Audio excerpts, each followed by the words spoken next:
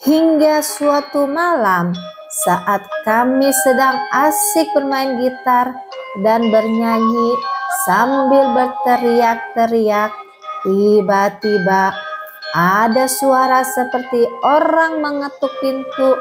Namun suara itu berasal dari atas plafon kosan kami. Awalnya kami tidak menghiraukannya dan tetap bernyanyi dan berteriak. Namun suara itu terdengar lagi hingga beberapa kali.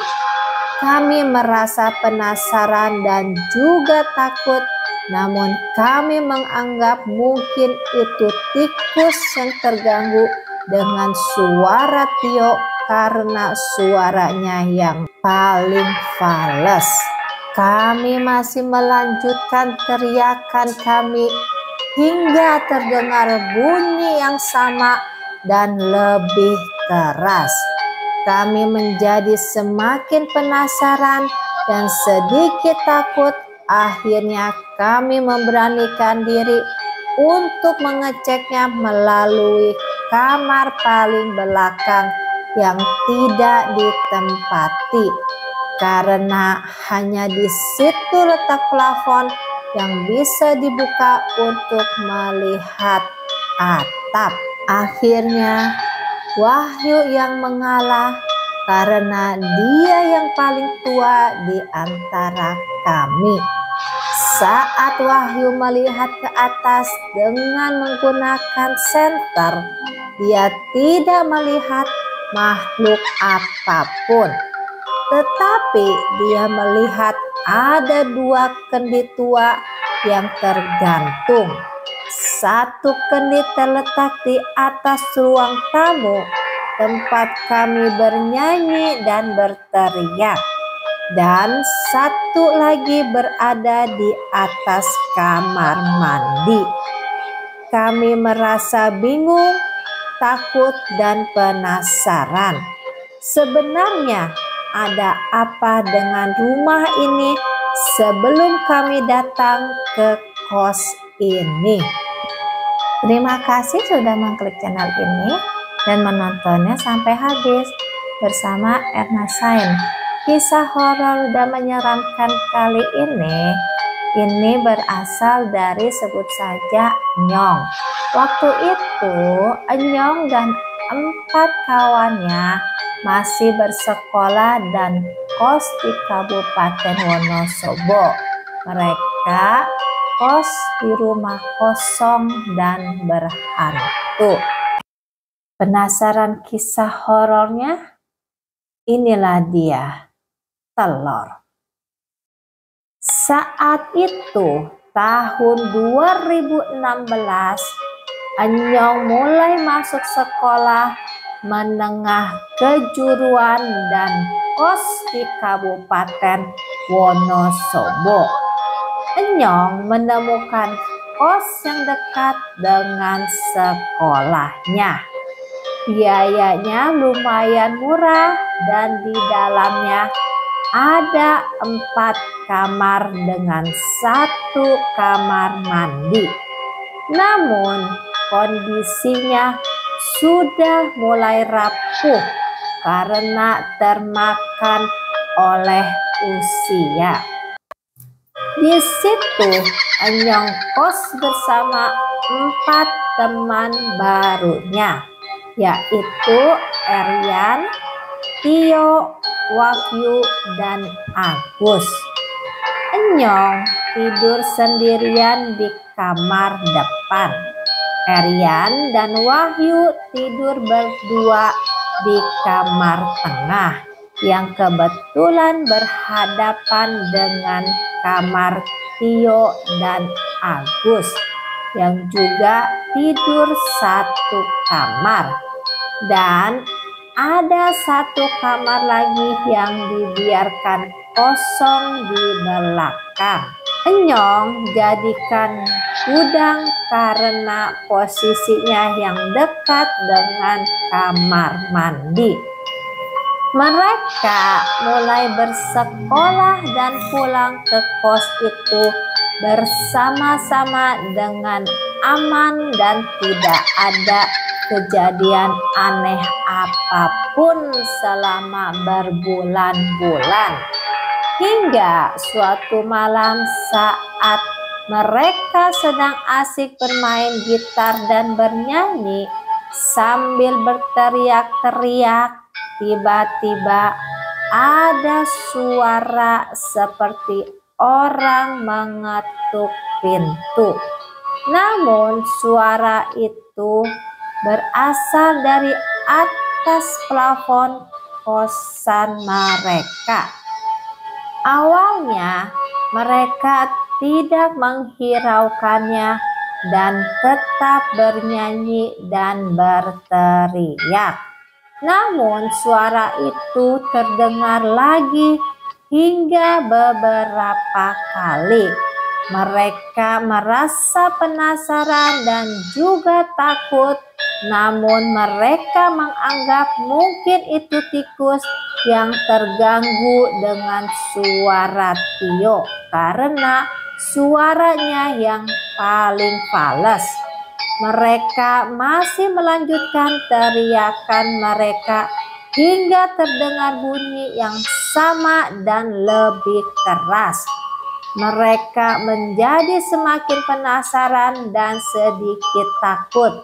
Akhirnya mereka memberanikan diri untuk mengeceknya melalui kamar paling belakang yang tidak ditempati, karena hanya di situ letak plafon yang bisa dibuka untuk melihat atap. Awalnya tidak ada yang berani melihat ke atas karena pasti sangatlah gelap dan menyeramkan. Akhirnya Wahyu yang mengalah karena dia yang paling tua di antara mereka. Saat Wahyu melihat ke atas dengan menggunakan senter, dia tidak melihat makhluk apapun. Tetapi dia melihat ada dua kendi tua yang tergantung. Satu kendi terletak di atas ruang tamu, tempat mereka bernyanyi dan berteriak, dan satu lagi berada di atas kamar mandi. Mereka merasa bingung, takut, dan penasaran. Sebenarnya ada apa dengan rumah ini sebelum mereka datang ke kos ini? Keesokan harinya mereka pun pergi ke sekolah seperti biasanya. Sebelum berangkat mereka mengunci pintu dan kuncinya mereka simpan di atas pintu. Akhirnya mereka pun pulang sekolah dan kebetulan Enyong, Wahyu, dan Eryanlah yang sampai di kos lebih dulu. Mereka kaget dan bingung karena melihat pintu belakang sudah terbuka, padahal kunci masih di atas pintu. Lalu ada kendi yang jatuh dan pecah di depan pintu kamar mandi. Tapi mereka tidak berani melihat isinya karena masih terbungkus plastik hitam dan kos mereka sangat berantakan, seperti diberantakin oleh anak kecil yang habis bermain.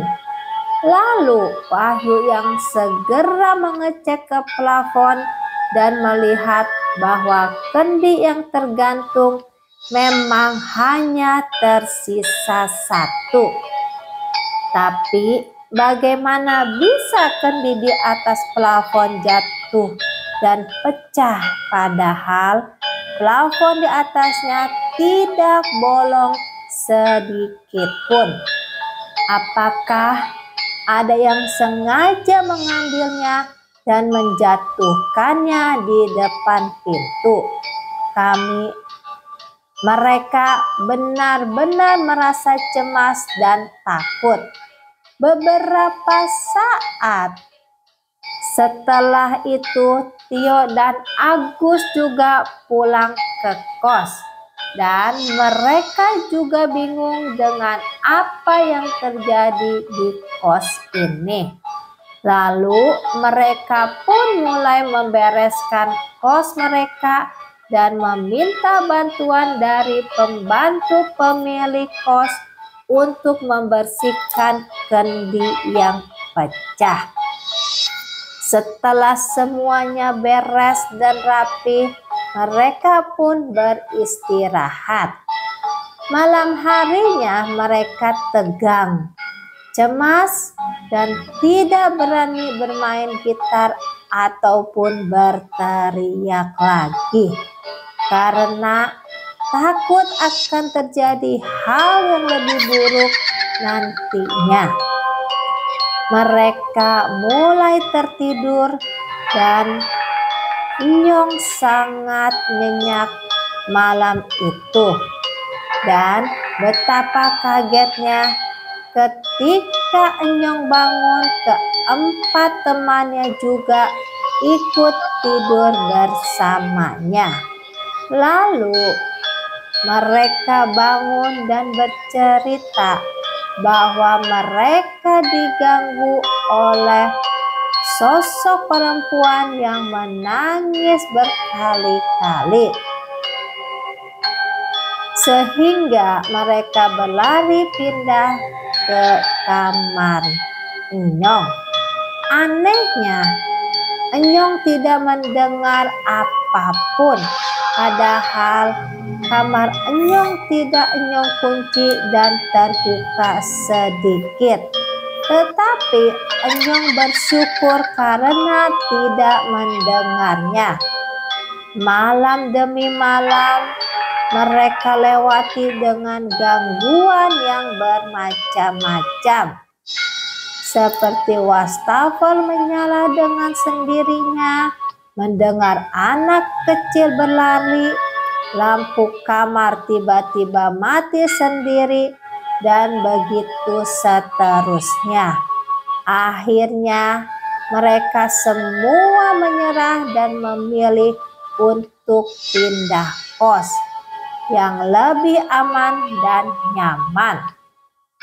Namun sebelum mereka pindah kos, mereka bercerita dengan ibu penjual nasi langganan mereka tentang kejadian yang mereka alami.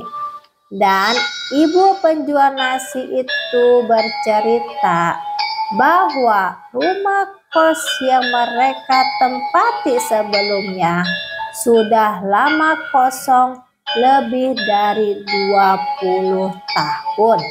Pemilik aslinya tidak diketahui siapa dan pindah kemana. Lalu rumah itu dibeli dan dijadikan kos. Dan mereka adalah penghuni pertama setelah kosong lebih dari 20 tahun. Akhirnya Enyong pindah kos dan teman-temannya dan melanjutkan sekolah mereka hingga lulus. Kisah horor yang hari ini berdasarkan kisah nyata yang dialami oleh Enyong dan 4 kawannya. Boleh kalian suka, boleh kalian percaya, boleh juga tidak. Jangan lupa untuk like, subscribe, komen, nyalakan lonceng notifikasinya, dan tetap stay tune. Inilah dia telur.